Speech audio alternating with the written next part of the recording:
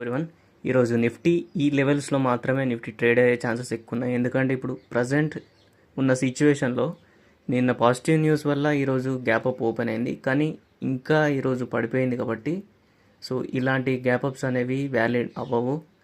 So upcoming సెషన్స్లో కూడా Nifty మళ్ళీ fall కనబడే ఛాన్సెస్ ఎక్కువ ఉంటాయి. సో ప్రజెంట్ ఏం జరిగింది అంటే 22,900 నుంచి నిఫ్టీ సో ఫాస్ట్గా ఈ 400 పాయింట్స్ అనేవి గ్యాప్ అప్లో ఓపెన్ అయినా అని సస్టైన్ అవ్వలేదు. 22,900 బిలోనే నిఫ్టీ ఫాల్ కనబడింది. 22,800 బిలో కూడా బ్రేక్ డౌన్ తీసుకొని స్ట్రాంగ్ ఫాల్ 22,600 వరకు పడిపోయి ఇక్కడ నుంచి సపోర్ట్ తీసుకుంది. సో ఈ రోజుతో సపోర్ట్ అనేది 22,600 అండ్ రెసిస్టెన్స్ అనేది 22,800. సో ఈ రేంజ్లో నిఫ్టీ కనుక ట్రేడ్ అవుతే మాత్రం ఇది ఒక side ways and range bound మార్కెట్లో చూసుకోవచ్చు మనం. ఎందుకంటే స్ట్రాంగ్ క్యాండిల్స్ ఉన్నాయి కదా, సింగిల్ క్యాండిల్లో 30-40 పాయింట్స్ క్యాండిల్స్ కనబడుతున్నాయి.